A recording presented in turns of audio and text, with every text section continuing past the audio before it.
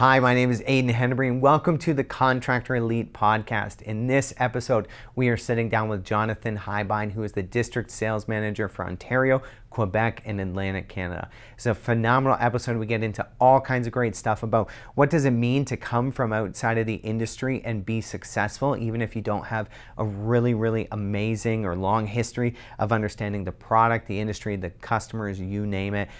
We get into what it means to be a trusted advisor and how to educate your clients more than just offering them a quote and walking away from the job. So it's a really great episode. You want to watch the whole thing, enjoy it, and let's just get into it. Jonathan, welcome. Thank you so much for being here, man. It's a pleasure to have you. I'm excited about the conversation that we have cooked up for today. How you feeling? How you doing today? Yeah, feeling great. And thanks for having me. I really look forward to having the conversation. Just looking forward to it. Yeah, man. All right. So today we are talking about selling the business, not just selling the product. And obviously, this was a topic that we had hand chosen for you, just kind of given who you are in Boshart and your role and your history and your work history and some of the different roles that you've had. And you've had, quite an interesting work history. I think that gives you a lot of unique perspectives in this role. So maybe just for anyone tuning in for the first time, who are you at Boshart? What do you do maybe in the present day? And then after that, we'll start jumping into kind of how you ended up here. Yeah, for sure. So my name is Jonathan Heibein. I am the district manager for outside sales for Eastern Canada. I joined Boshart in 2022. So as it relates to my role, I oversee Ontario, Quebec, and Atlantic Canada in an outside sales capacity. And to your point, I've had a varying professional career in my life. After college, I started off as a professional ballroom dancer and Latin dancer and instructor, and that's how I met my wife. She owned a dance studio at the time. From there, after we had a child, we moved closer to friends and family, and I actually got into the insurance restoration industry and worked all the way from being on the tools in restoration to being a project manager and overseeing some of the restoration businesses there. From there, I moved to the insurance side of things from an appraisal standpoint and was one of their property appraisers who would oversee and take a look at estimates, ensure that estimates were written correctly. Through time, went into a leadership role and a leadership capacity within that unit and oversaw the Ontario appraisal unit and also oversaw their vendor program from a restoration standpoint. So to say the least, it has been quite the varying experience that I've had. Just really was ready for a change coming out of the pandemic. So at the time, I was approached to see whether or not that Boshart would be a fit for myself. For when I had the conversations, it was pretty apparent and rather quickly that the culture, the organization, the people, everything that, I look for right now at this time of my life checked a lot of those boxes, and also just based off where Boshart's located from. Yeah. So obviously for those who are listening and not knowing where we're from, smaller town in Ontario, rural town, and not that far from where I grew up in. So in a way, roundabout experience, it felt like I was coming back home for a little bit. So it has definitely been a little bit of a whirlwind, but I don't think it's out of the ordinary in this day and age for people to change professions throughout their professional careers. So no, I mean, I feel like I've read statistics that you'll have the average adult or something like that will have 7 different careers in their life or something along those lines. Mm-hmm. Obviously, if that's an average, some are going to be more and some are going to be less. But yeah, I think even though you have had all these kind of different opportunities, whether related to a dance studio. Obviously, that's very different than working in insurance and restoration and that side of things. And now you're in sales for plumbing accessories and water well accessories. And so obviously, again, kind of a diverse background there. And so stepping into your role at Boshart, maybe in the beginning, what was that like for you? Was that nerve-wracking? Did you feel like you were equipped because of the experience that you've had previously? Were you, anticipating a steep learning curve? Kind of what was that like in the beginning to step into a role that you're maybe not totally sure of? I would say a combination of everything that you just said, if we wanted to do the Coles Notes version of it.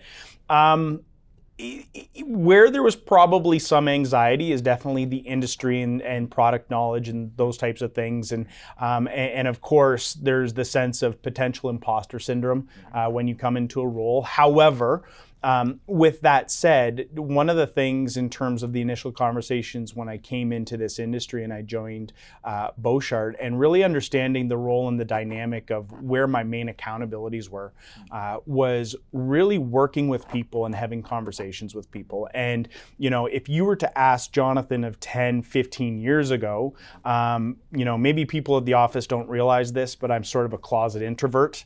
When I get home, I like to sort of go in my man cave and do my own thing type of thing. I was never one to be the person who was, leading a conversation in a room, those types of things.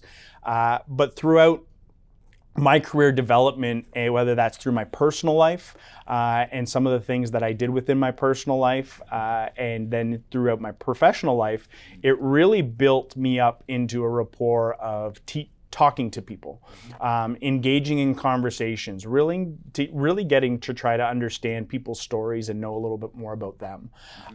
And when I was approached to come on to this side of the industry, that was one of the things that was really reinforced for myself, was really getting an understanding of that. And also expressing that was some of the strengths that I could carry into this role. Yep. And because of that, that's really been something that I've leveraged throughout that process, is, having conversations to understand people's businesses. What is it that I don't know about maybe a person's business that I could maybe help them thrive in and be successful in? So whether that's product, whether that's increasing margin, whether that's just bringing nuance or a different set of pictures to it. And the other thing too is as it relates to the industry, I have no problems coming into a conversation and admittedly saying that I know probably a lot less than they do as it relates to the industry. I know that we've really worked closely from the marketing standpoint and through the accelerator program, and that is actually one of the courses that I actually basically led on that, was don't be afraid to ask the silly questions, because I think that's sometimes when people get into their headspace a little bit, you start to be, I can't do this. And once you let that go and you're having just normal conversations, more often than not, you're going to find, a positive endpoint in terms of that. So, so that's really where I came from. That's interesting. So I want to almost just back up, and you're doing a fantastic job because you're already probably giving some strategies towards my next question for you, which is, so, you came into this industry with no previous background in, again, plumbing and water well accessories, and neither did I, to be clear. And we've been here very similar amounts of time. And so, you stepped into that. You mentioned imposter syndrome at one point. And I think what's interesting about the industry that Boshart Industries, or the industries that Boshart services, is there is a lot of chatter in the industry about the core workforce of these contractors and tradespeople aging out, and that there is not enough young people behind them replacing them.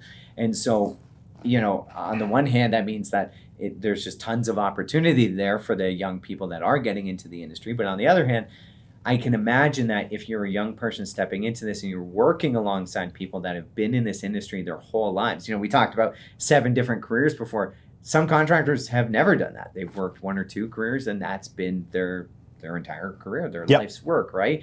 So for you stepping into a role like this, maybe where you were feeling some of that imposter syndrome and maybe speaking to contractors, up and coming guys, people fresh out of trade school that are also maybe feeling a bit of that imposter syndrome, how did you leverage that and turn that into an asset? Because that's, one of the core reasons that I specifically wanted to bring you on the show today, was because you have done that very successfully. And again, like, the accounts that you handle are some of Boshart's biggest accounts. And so how do you go from that kind of fear and insecurity of, I don't know what I'm doing, and not just kind of rise to the occasion, but maybe even go beyond that and use that to your advantage?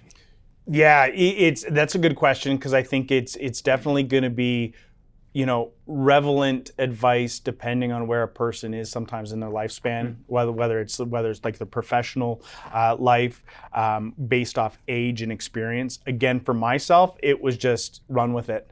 It was accept that you don't know as much as probably who your primary audience is. Understanding that there's a blind spot. Once you recognize that and you start to, once you recognize that, you now have an area of working towards, and starting to develop so that you can start to thrive in that. So if you're feeling some sense of like that imposter syndrome, but yet you have an end goal and once you start to accept it and start to, really even just understand that the vast majority of people that you're talking to are willing to help you out. And I think that there's some of that too, is that for younger people who are coming into it and who might be struggling with that, it's the sense of, not just coming face to face with it, whoever they're having that conversation with, and just putting it front facing. Look, I'm probably, with what I'm going to suggest or talk about, you probably already know like 9 times more than I do, or whatever it might be, but here's some of the things that I bring to the table, right?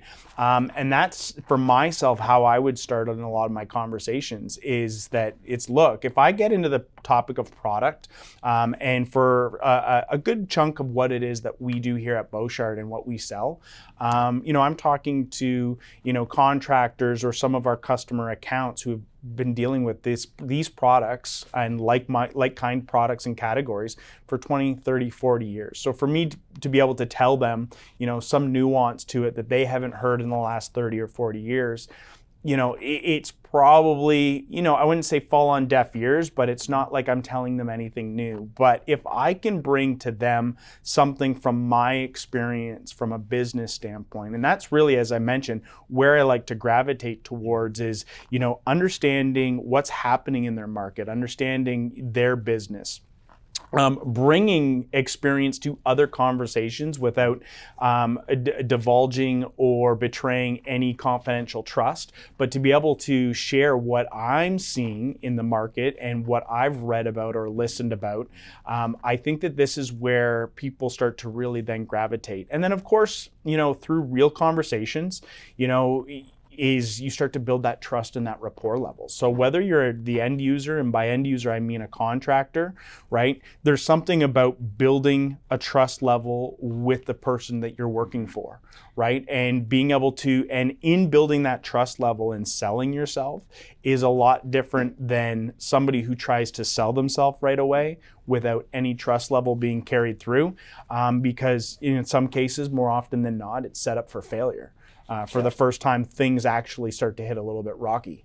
And this might seem like a dumb question, but I would have to think that some people are thinking it. You're suggesting don't lie about your experience. Don't try to sound smarter than you are, and just own the fact that, hey, you're new to this. And I think one of the things I just want to back up, because I think one of the nuggets of wisdom in there that I want to make sure that people listening really hone in on, because we as a sales team have used this as a technique that I think is super useful on so many levels, and it's such a simple way to approach a conversation, which is you talked about, maybe you're about to offer some insight or share something, whether that's about the product specifically, whether that's about the industry as a whole, their business, and you said you probably already know this, but, and I think that that's such a brilliant little line, because you're doing so many things with that little thing, right? So you're complimenting the person on the other end, assuming or making the assumption that they are already intelligent enough, experienced enough that they already know what you're going to tell them. So you're paying them a small compliment by doing that. But then what you're also doing is, then when you're presenting that information, you give them the opportunity that whether or not they already knew that, they can agree with you. And they go, oh, yeah, I've heard about this, right? Yeah. And so whether they are exaggerating the truth a little, or if they are being sincere, well, if they're exaggerating the truth a little, then you've given them the opportunity to save a little face, appear smarter than maybe they are, and not feel like you've demonstrated that they're inferior or stupider than you. But then if they do actually know that, then you're confirming something that they already believe to be true, which goes back to what we were saying before about actually building rapport, having a real conversation with someone, and not just faking your way through it, Yeah, it's absolutely everything that was there is pretty much spot on. And it's not, asking a question like that isn't because sometimes people go, well, you're trying to force a conversation. And it's not that you're forcing a conversation at all. From a sales point of view, you do, to your point, you start to get that transaction of if you get that yes and that commitment, like that's your first yes. Right? And that's not necessarily towards a deal or an RFQ or a project, but that's the first nod, whether or not they've fully committed to it or not.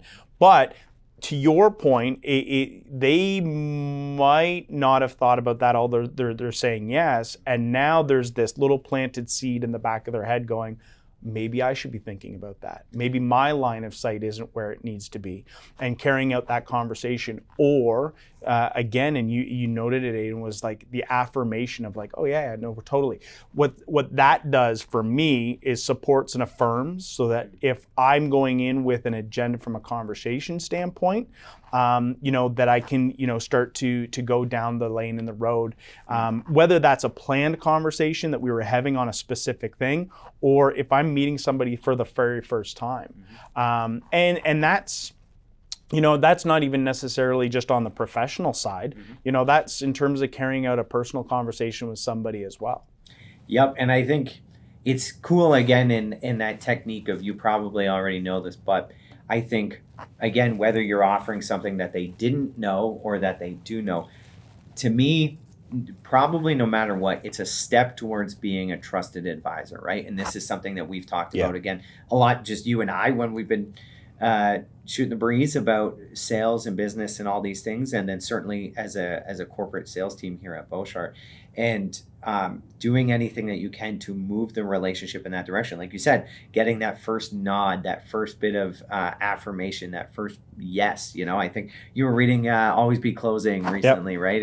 Who is that? Is that Jeff Blunt? No, Ian Farino. Am I saying his name right? The same person that did Eat Their Lunch. Oh, yeah, Anthony Iannarino? Yeah, Anthony Iannarino. Yeah, he's killer. He's got some great stuff. I can't remember what other one of his. I haven't read Eat Your Lunch yet. But anyways, he talks about that, right? Yes. About like, hey, closing and making deals, it's the entire process, and I think maybe even, for the young contractor listening to this for the first time, if you're starting up a business, if you're just getting your hands dirty for the first time, is not to fall into the mistake of thinking that, you're just kind of bartering with customers, whatever, and it's at the very end is where the transaction actually happens, when they make a commitment to purchase with you. But that entire time you are building towards that, right? Yeah. And so similarly for you, obviously in your role, you've seen that, but maybe I'll throw it to you and ask, contractors that do that well versus contractors that don't do that well. Can you compare and contrast those a little bit for me about a contractor maybe that is more of a seasoned veteran, he's an expert, he knows his stuff, he knows how to talk to customers, versus the young guy who's stumbling along, figuring it out, earnest, and he's got the drive and energy, he just hasn't been able to put the pieces together yet. What is it that kind of separates those things? And if you have any thoughts, perspectives based on your experience working with so many contractors, how does one move from one to the other? Yeah, well, I mean, I think that the one thing that I would take away from that question, if I was to, put on my previous, professional experience, and I'm dealing with contractors as a whole, whether it's a subcontractor, whether it's a project manager, whether it's with the organization within itself. But, I'll stick to, for example, just on a contractor level, for those that understood what the ask was. And if they didn't understand what the ask was from their client, is asking questions to further their, understanding of what it is that they're there to do, first and foremost.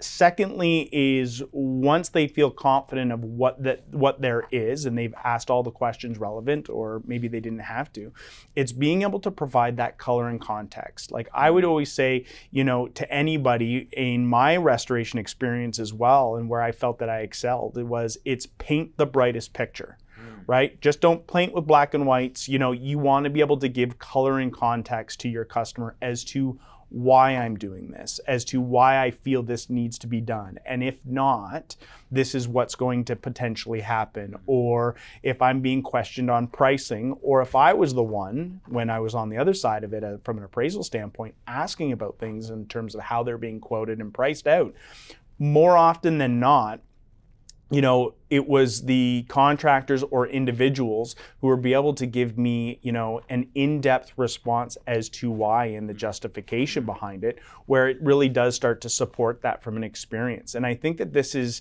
again, when it comes to being a confidant, is people just don't nod their heads and go yes, and that's because that's what the price is, right?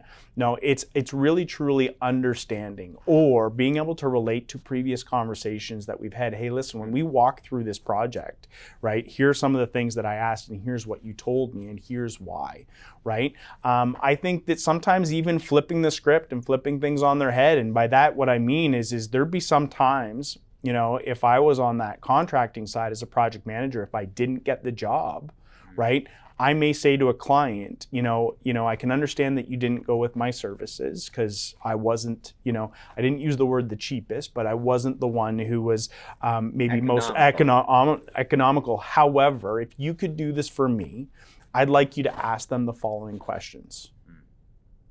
And that's it. It really does throw people for a little bit of a loop, right? Because then they start to question themselves as to what they were presented with. Is that actually fitting the bill?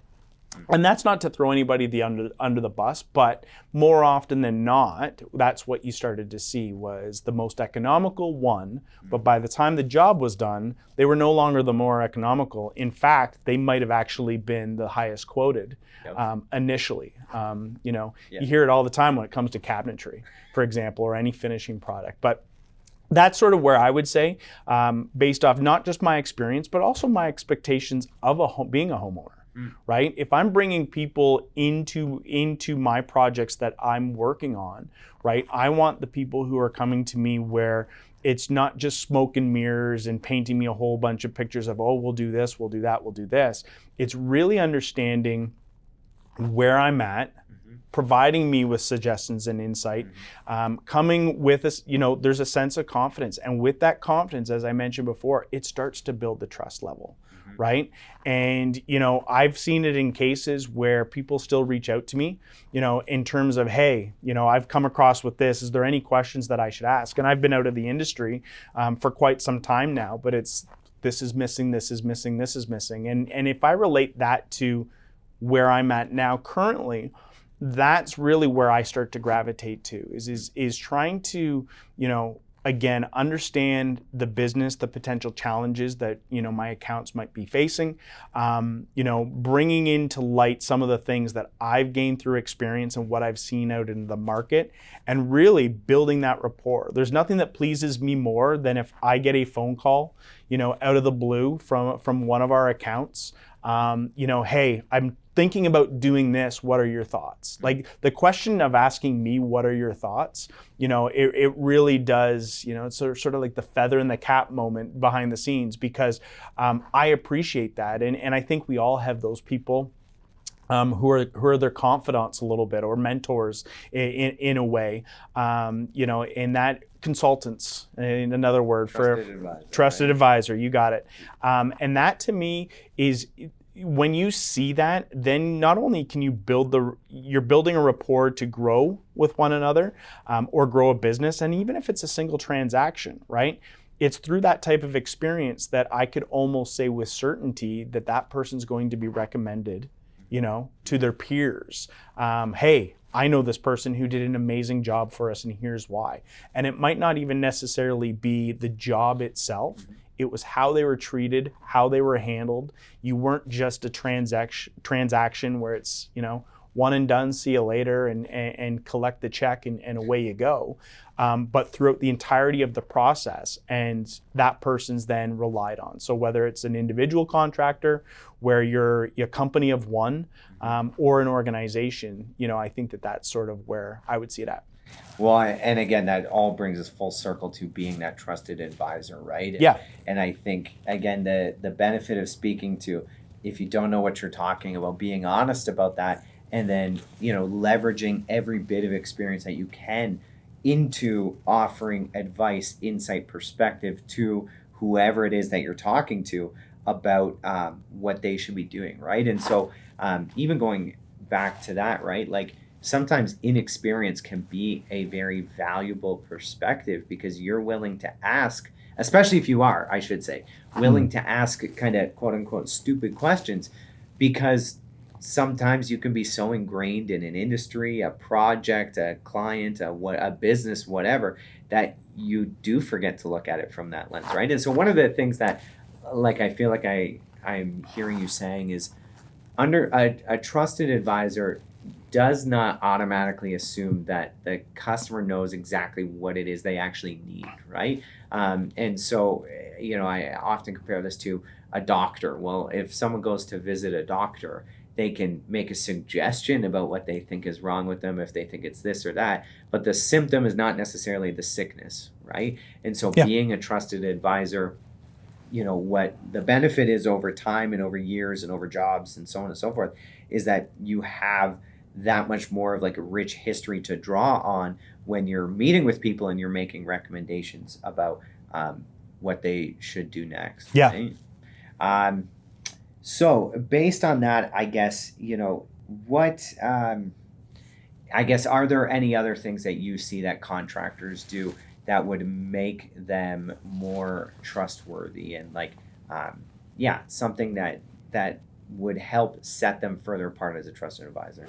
I'm sure that there's a multitude of things. I think that it is really about being transparent. In terms as to, it's no different than you think about, sometimes if you talk about trades and a mechanic, for example. You use the word mechanic and sometimes people will shudder a little bit because, you went in with one problem and you were given 5 other ones that you need to deal with just because, right?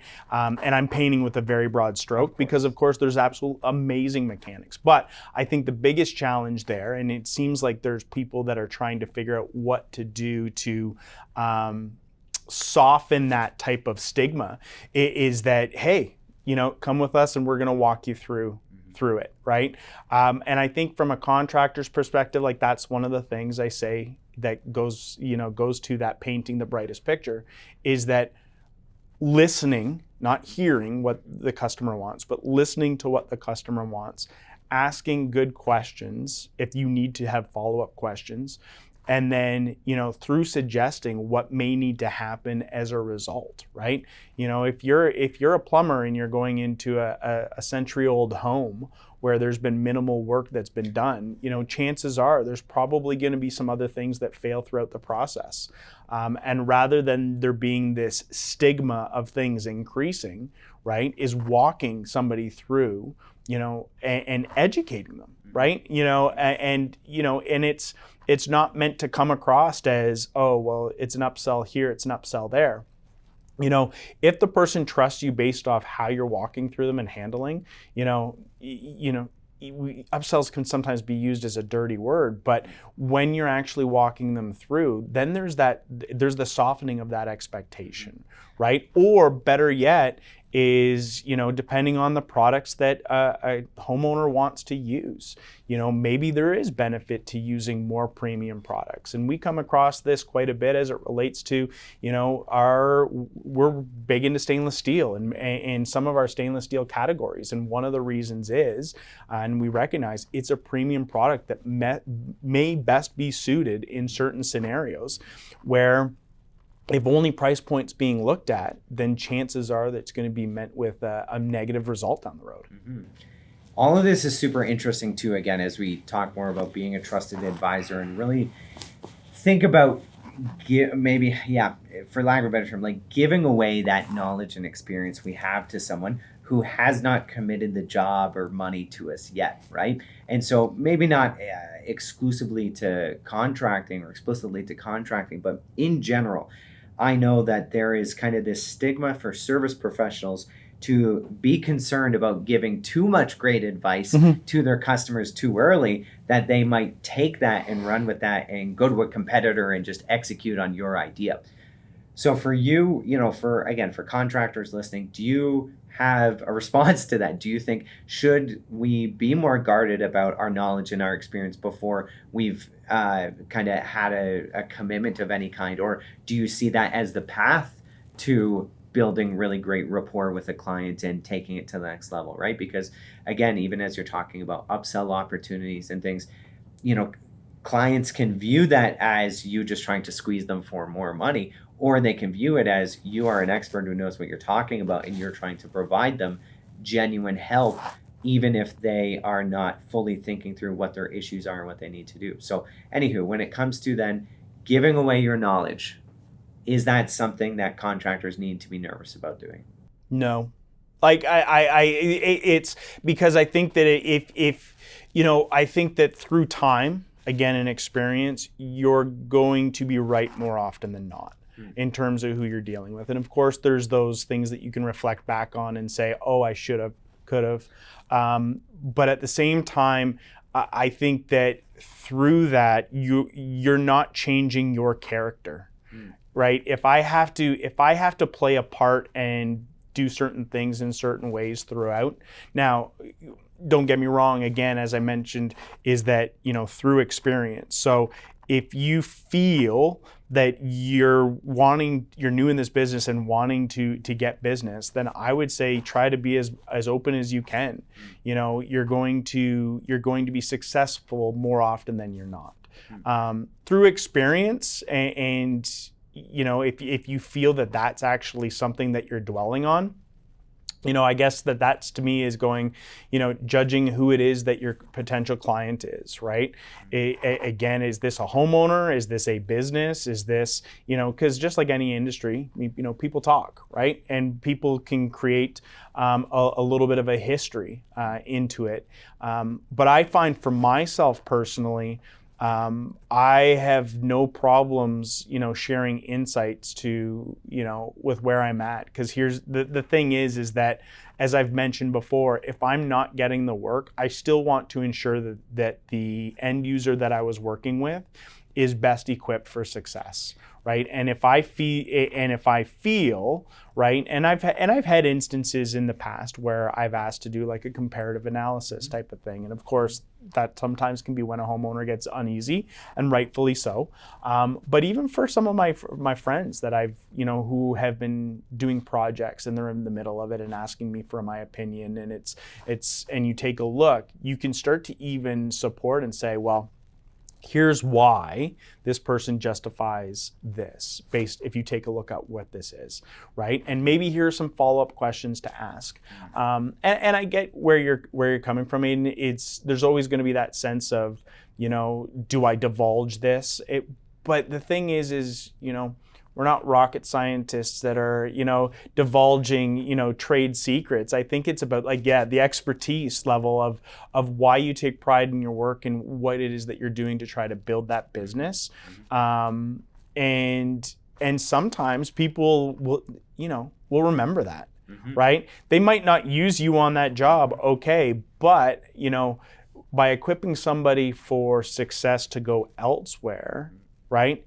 They might go, oh wow, that person didn't steer me wrong, right? And so you didn't get them on the first go around, but maybe you'll get them on the second go around. Well, and I think that's a phenomenal reminder, right? It's easy to feel like, I lost that job, I must not be good enough, or I'm giving too much away, or I'm not doing enough. You could come up with a million reasons, right? And I think it's helpful too, when you don't win a job, to simply ask, was there something I could have done better? Was there a reason you went with a different service provider, right? And oftentimes, at least in my experience, people will be pretty honest and upfront about why they didn't want to give you the business. And that can be a painful thing to get some honest critique and feedback sometimes, but it's insanely valuable, right? And, I think you were saying this even on the restoration side, right? Like, you've been out of that for quite a while, but if you still have people that call you up and say, hey, Jonathan, can you give me some feedback on this, or what would you do? I think it speaks to your expertise. And I think especially, for contractors, service providers, whatever, listening to this,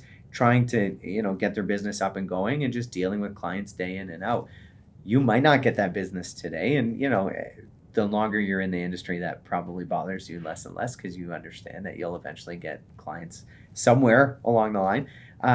But understanding that those clients that you didn't land can still refer you work, if not themselves in the future, they can still bring other people your way that are better suited to the project or whatever it is, right? Yep. And so I think that that is a really important thing for people to remember is just because you did not win this job does not mean that that interaction with that customer is just over. Doesn't mean that they've forgotten you or wiped you from their memory. Yeah, of course, there's going to be circumstances where that's true, but it doesn't have to be. And I think based on the level of service and expertise that you bring to the relationship and that you provide there, there's absolutely opportunity that there will be follow-up on that. But one of the things, and obviously with your experience, where you are right now, having, especially maybe we'll back up a little bit and on the insurance side and, with the businesses you had before this, I would have to assume, correct me if I'm wrong, I would have to assume you may have had some suboptimal experiences with contractors along the way.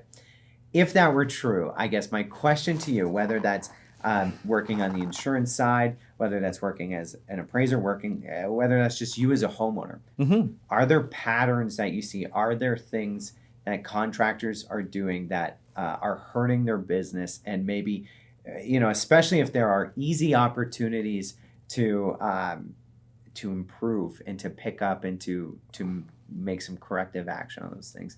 Do you have any advice for those contractors? Oh, yeah, absolutely. It's one of those things where, being, whether it was myself as a project manager who would have subcontractors and hiring out trades myself, to, as I mentioned, being a homeowner, and, or even myself selling my services, what it boils down to, it's the care, right? Mm-hmm. The care and the pride, like the care in yourself and how you present yourself. What's your attire like? And that doesn't mean that you have to be in this pristine shape, but, and we won't name companies, but, one of the trades that I dealt with a lot in the subroof or from a subcontracting, for example, was roofing, right? And, there's a difference between the roofers who are well committed safety-wise, how they're handling themselves, keeping a clean project, versus the person who's wearing, cut off blue jeans and no shirt on with their beer belly hanging out and with a smoke in hand. You got it, right? Like, so that, I think that there's, and I'm going to an extreme level there, but I think that when it comes down to, when I say the word care, how are you handling yourself, in the home? How are you treating their home? Whether their home is pristine or whether it's not, it's still their castle, right? So how are you treating their home? How are you treating the work that you're actually doing? Setting the tone and the expectation for yourself. I think that, if a person has low standards for themselves, they're probably going to deliver low standards. If a person has high standards for themselves and for their business and for the people under their employ, there's going to set a bar of high standards that people are going to see. So whether or not, again, and I use the reference, a company of one or a company of 50, right? If you can build that to scale, right, in terms of handling your business, and you have people who are under your employ, right, it's setting that expectation, not just about the work that they're doing, but you're trying to help them in terms of that organizational structure, setting the expectations. And for a lot of people who work for larger organizations that are on the trades, a lot of those people who are on the tools may have ambition, to themselves venture out into the world and have and I would say, again, from a person from employ, it's a lot easier to set a person up for success if they take what's built up and take that and emulate it as they move forward, or vice versa, though, for those people who start up and they want to be a company of one to start, I would just say it's taking that care, right? And when people see that and they had those conversations on it, again, it builds that trust level, and, in some cases, yeah, there's a stigma to it in some cases, to your point, smoke in hand and carrying through, versus how you conduct yourself, the words that you use. The other thing that I would say is, I always say to try to repeat or emulate what your audience is doing. Right? So you don't want to be loud and boisterous if you're in a soft-spoken, environment type of thing. And I know that sounds a little, just maybe not off the rails, but a little bit of a side tangent, but there is something to it, right? Versus somebody who comes in a little bit boisterous and overwhelming and loud can be very, off-putting. It's that to me is, as much as it's a side structure, it still, I think, really does help in terms of for those who are building in their business. I try to make a point, and I've always have, and it doesn't matter again what industry I'm in, is to really ensure that that's, what I've always said is that in my professional life, people get 80% of what I am actually probably like in my personal life, because, there's barriers, right? And I think that that's the thing that, you really want you really want to show yourself in a way where, again, it's that trust level and how to be trusted. Well, it's putting your best self forward, right? Yeah, it is. That's better word than I said. Courtesy to put on a shirt before you knock on the door to answer the service call, things of that nature, right? Yep. And I think that as much as you're saying, maybe that feels kind of like a bit of a sidebar or a tangent. I think in reality, I think that stuff matters a lot more than we sometimes like to think it does, and it matters a lot.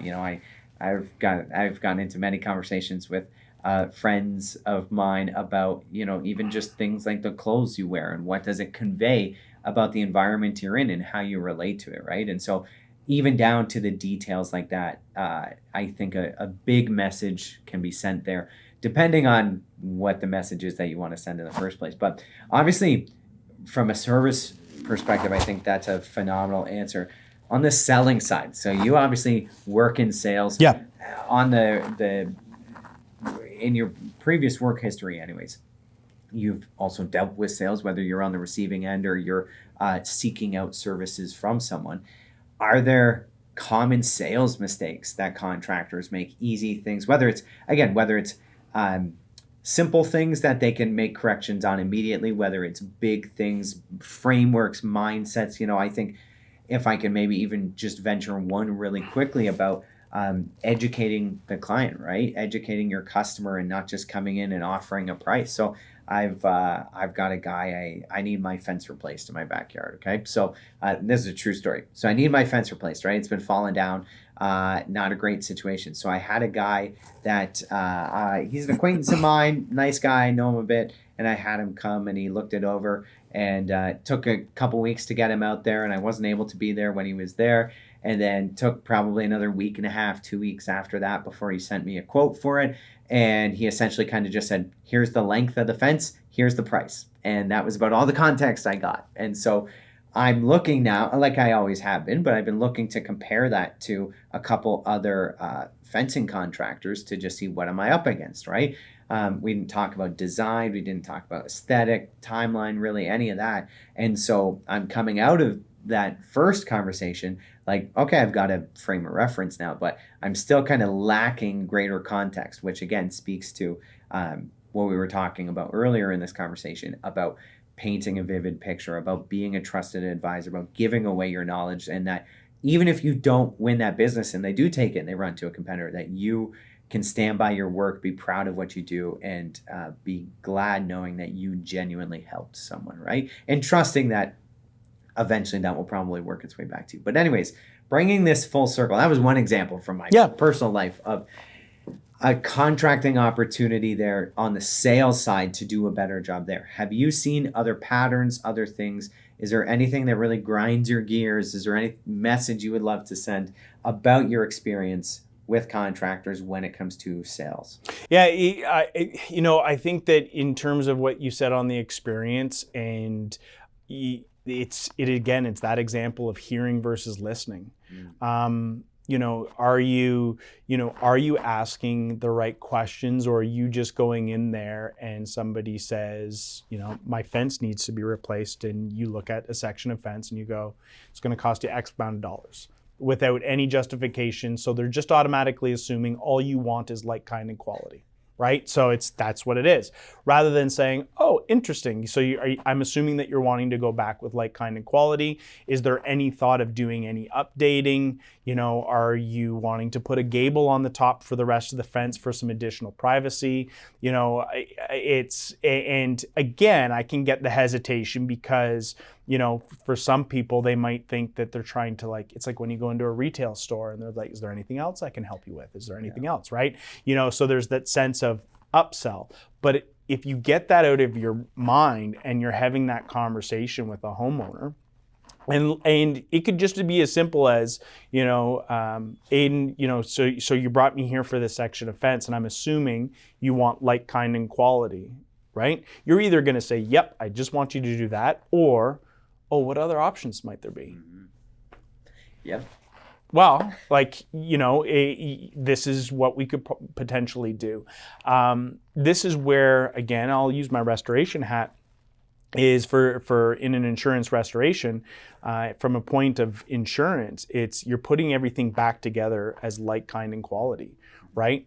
However, if I'm going into an outdated home, that's quite outdated aesthetically, and I'm putting it back like, kind, and quality, I'm putting back comparable materials, but that doesn't mean that I couldn't walk my homeowner through the potential of giving things a facelift, right? That it's still within that price point, but hey, have you thought about maybe giving it a little bit of an update? We could do different colors of paintings, right?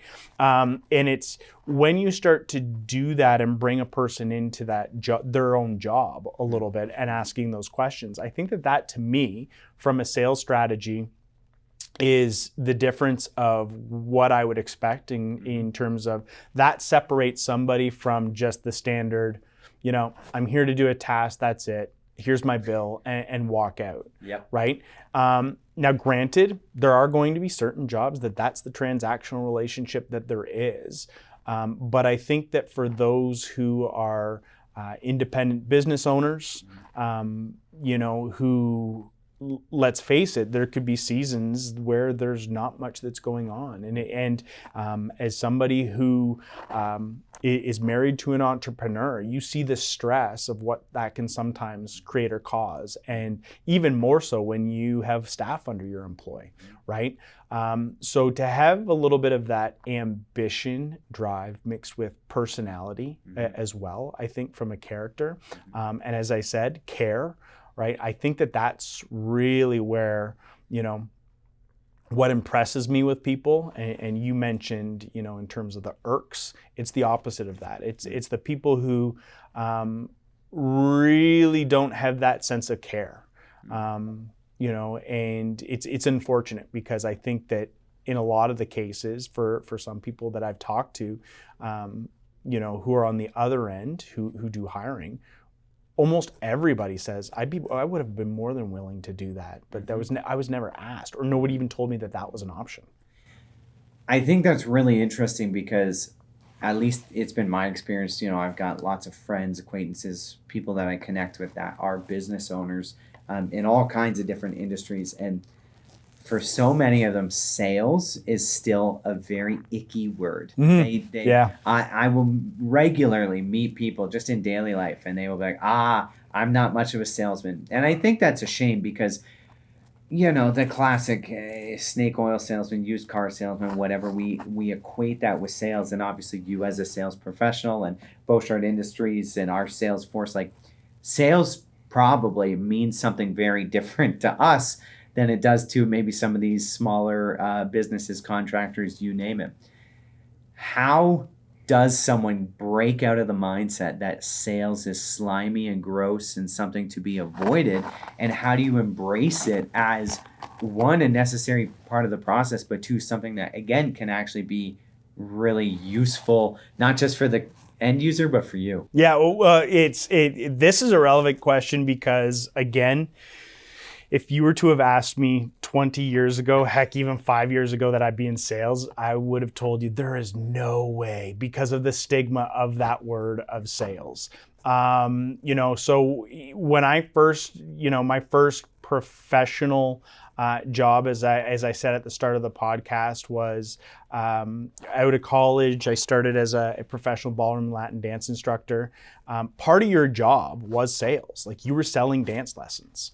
And freshly coming out of college, in terms of who my audience was that I was teaching, let's just say that the salary scale was vastly different. And I had to try to sell dance lessons, right? And you're selling dance lessons that, aren't exorbitant, but they're not cheap either. It's not like you're going to a community center or anything like that. And there was this stigma of having to try to sell, and it's like, and not my wife at the time, but Who would become your wife? Who would become my wife, yeah, my boss.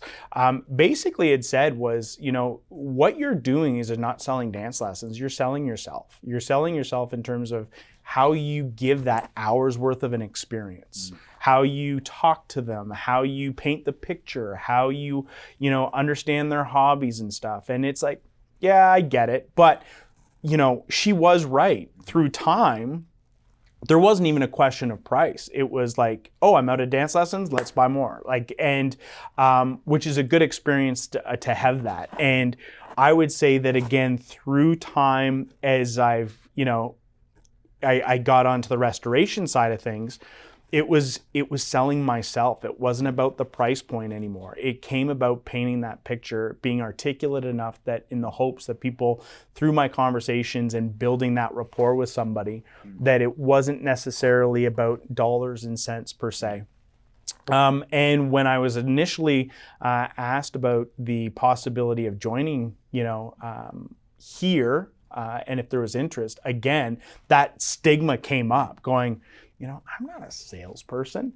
But when it was worded to me in the way that it was, and I drew from it, it really is. I think that once you get out of that stigma, for me, I find sales is through through experience and building relationships. We'll go back to the trusted advisor standpoint, right? Of course, there's always going to be questions in terms of price and those types of things. However, if you get stuck on that, right, then what's going to happen is you're always going to dwell on it. We talk about the imposter syndrome and those types of things. But if I'm carrying out a organic conversation, or I'm presenting myself to a customer and a client in a way where I'm building that rapport, I'm giving the color and context, the price almost becomes secondary. And even when it is questioned, right? Well, we went through this conversation or consultation, and here's what you told me, right? And here's why it is where it is. And again, you're going to get a lot of people, I would say, going, yeah, okay, that makes sense. And of course, you're going to get some people that are still very on the economical side. But to be frank, that's not your problem, right? And I think that was sort of the aha moment for me, when I first started off, was I couldn't justify trying to sell something that myself couldn't afford personally, right? And, what I was told was, you need to get over that because you're not them, right?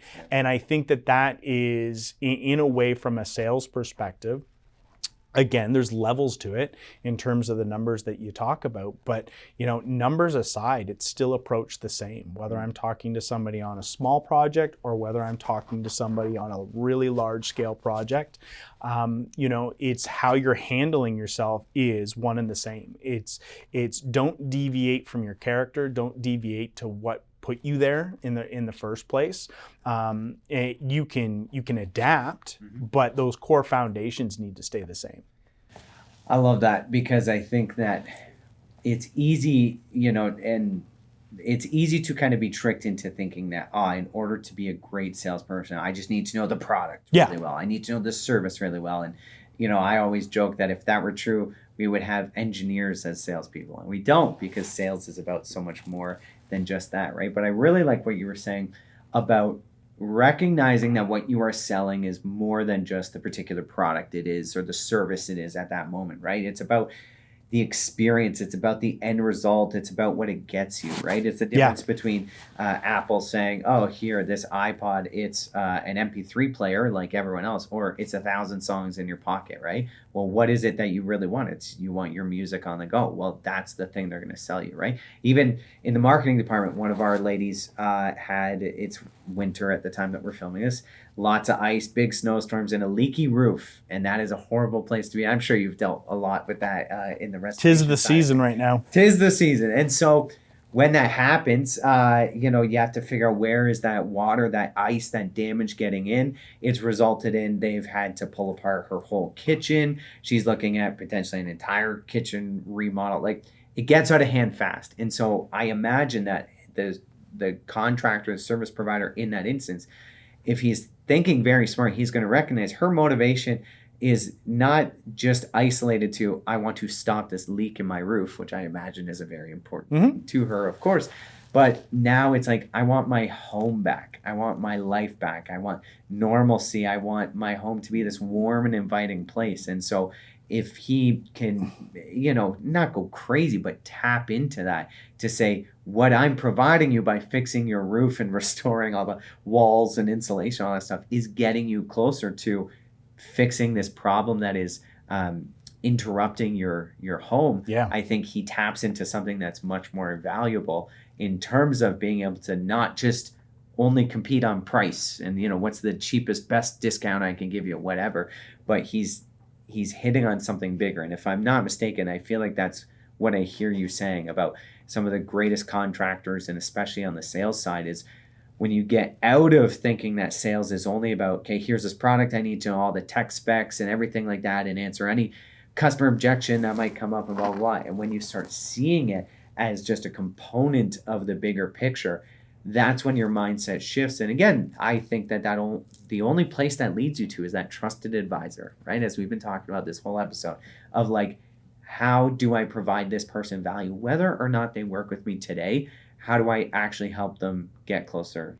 Yeah, I tell my team this. I've said this, whether it's through, myself learning it over time and leadership, and it's not like this is advice that's a nuance from me that's a eureka moment. It's just, it's getting it from others. There's nothing wrong with saying I don't know. And there's nothing wrong with saying, you know what, I'm not sure, but I'll ask somebody that I think will know that, and I'll get something to you, as soon as possible. And this is where, as you've mentioned, you just used the term engineers, right? And but we have a great team here in terms of our R&D team, in terms of our QA team that we pride ourselves on from a customer delight experience, that I know in terms of their overall experience will far outweigh anything that I probably will know within the next 25, 30 years.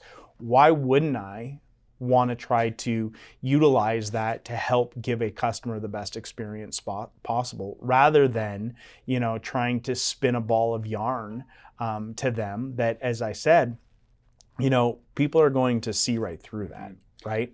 And sometimes, and rightfully so, sometimes people ask you a question they already know.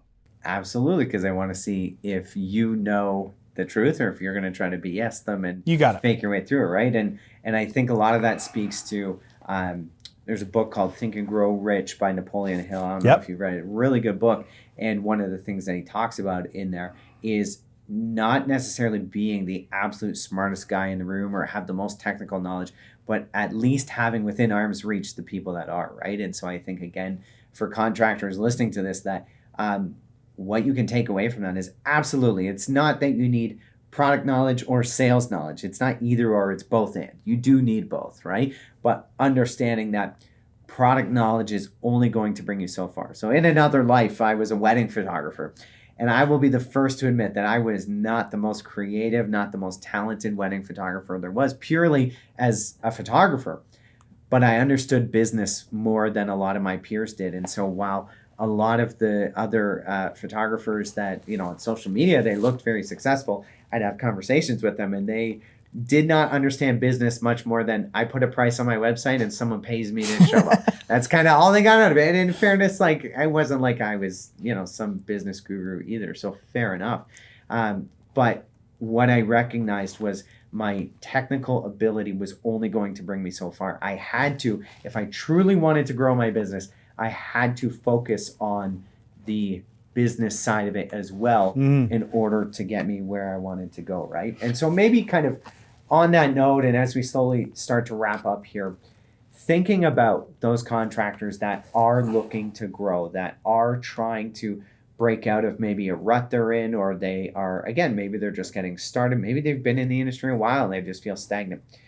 What advice do you have, if any, for someone about how to kind of break through the barriers, to reach the next level, to maybe it's how do I get my first sale, or how do I get the next sale, or how do I raise my prices without losing all my customers? I think, what is some of your kind of parting wisdom for a contractor who is looking for more than where they are today?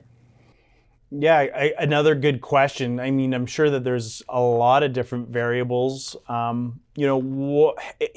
One of the things that I would say is, have a good counsel. And by that, what I mean is, whether or not that's on a personal side or your professional side as it relates to your trade, you're not isolated and on an island, right? Like, I'm sure that there's people that talk to other people that are in the same trade and profession, and build rapport and relationships. And in fact, I've been to events where there's multiple contractors and they all know one another. They all not only know one another, but they very frequently cross paths, whether that's on bidding on projects, those types of things.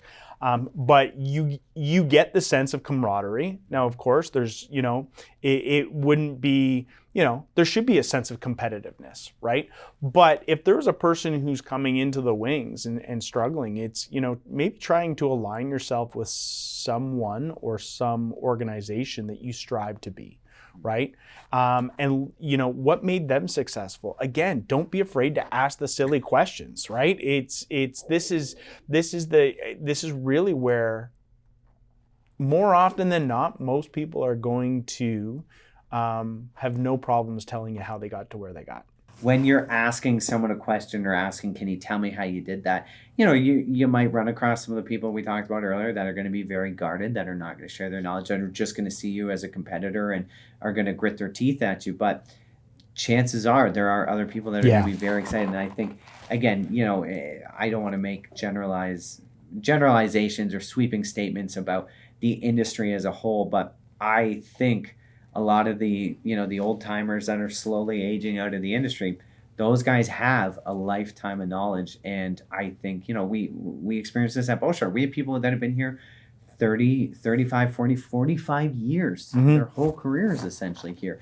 And, as some of those people look to retirement, we're sad about it. And we're trying to retain as much of their knowledge and experience as we can. And, one of the great privileges of my time here at Boshart has been working alongside these people. Absolutely. And especially even when I came in and I was a young buck and had no idea anything about plumbing or water well, I would ask the stupid questions and I was never shamed, never embarrassed. Like always, we're pals and they'll tease me, fine.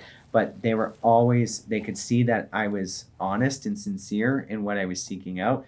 And I think that was a huge step towards actually getting to where I am, was being able to ask those questions, right? And again, to maybe even just bring the conversation full circle, to understand that you can step into an industry that you don't know and be successful. And a lot of that, you do not have to have insane product knowledge or decades of experience prior to your success. You can lean into what you don't know and use that different perspective from the people you're meeting with as an advantage. Yeah, absolutely, Aiden. I think that this is where it's, depending on an audience who may be listening to this or seen some of our videos before, and understanding where a person wants to go from a goals perspective. If they're coming straight out of trade school and they're doing an apprenticeship, do they want to be a person that's on the tools all the time? Do they want to be an actual business owner and an entrepreneur? Once you start to understand that, and then gravitating towards, right? So if you're wanting to, do your apprenticeship and wanting to grow a business, then chances are, and get out into that, then chances are you may want to put yourself towards an organization that really fits a criteria of like, hey, I want to be like them. What can I do? And then, through time, showing your self-worth and ambition and getting there. But you're right. More often than not, people are more than willing to help out. And I think that sometimes can be a stigma. And I'm completely with you on the Boshart standpoint and coming over. Everybody, in terms of the experience that's been here and being able to utilize that, only makes us better at what we do for the next 20, 30 years. Absolutely, man. Well, I feel like that's a perfect place to leave it. So, Jonathan, thank you so much, man, for your time. Thank you for your insight. I'm sure our audience thanks you as well. Yeah, man, I hope we get to do this again soon. You bet, pal. It was a pleasure. Thanks, buddy. Thanks a lot. And that is our episode. Hope that you got a lot of great stuff out of that. If you want to watch more of our Contractor Elite podcasts, you want to check out our newsletter, head to contractorelite.co. Sign up. It's completely free. It's a lot of amazing content that comes out every week, whether it's a newsletter, podcast episode, an educational video, but you can only access it if you sign up at contractorelite.co. So go do that. And until then, we will catch you in the next episode.